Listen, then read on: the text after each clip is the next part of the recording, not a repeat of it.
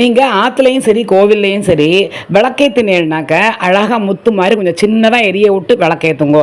நீங்கள் அந்த மாதிரி பெருசாக விளக்கு பூன்னு எரிஞ்சதுனாக்க அது வந்துட்டு ரொம்ப உக்கிரகமாக இருக்கும்போது தான் அந்த மாதிரி விளக்கு எரியும்.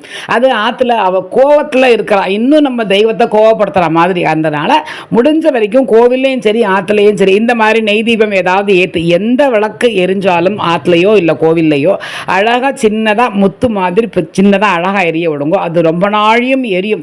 நீங்கள் பெருசாக எரிய விட்டேன்னா அந்த திரி ஃபுல்லாக எரிஞ்சு சீக்கிரமாகவே நம்ம ஊற்றுன நெய் எண்ணெய் அது எல்லாம் காலியாகி உங்களுக்கு அது நமக்கு கெடுதலை தான் தருமே தவிர நன்மைகள் கொடுக்காது.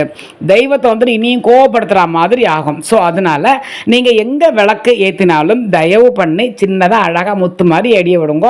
அது 2 மணிக்கூர் அழகாக எரியும். அது பார்க்குறதுக்கே சாந்தமாக இருக்கும். நம்மளோட மனசும் அந்த மாதிரி சாந்தமாக அமையும். தெய்வமும் நம்மளை நன்னா வச்சுருக்கோம். ஸோ இதெல்லாம் ஒரு சின்ன சின்ன விஷயங்கள். இதை வந்துட்டு நீங்களும் தெரிஞ்சுக்கோங்க. உங்களோட ஃப்ரெண்ட்ஸுகள் எல்லாருக்குமே இதை நீங்கள் ஷேர் பண்ணுங்க. அப்படி இல்லாட்டி நீங்களும் சொல்லிக் கொடுங்க. அவளுக்கு மேபி நிறைய பேருக்கு தெரிஞ்சிருக்காது ஒரு சில காரியங்கள் அல்லவா. ஸோ அவளுக்கு எல்லாருக்குமே நீங்கள் சொல்லிக் கொடுங்க. கோவில்லையும் சரி ஆற்றுலையும் சரி விளக்க சாந்தமாக எரிய விடுங்க. நம்மளுடைய வாழ்க்கை நன்னா சாந்தமாக சந்தோஷமாக இருக்கும். இதை வந்துட்டு அவள் எல்லாருக்குமே நீங்கள் சொல்லிடுங்க.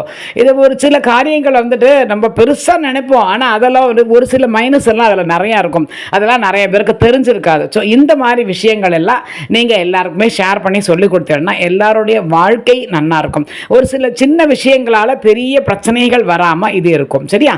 ஸோ இதை எல்லாருக்கும் சொல்லிக் கொடுங்க. நன்னா இருங்கோ.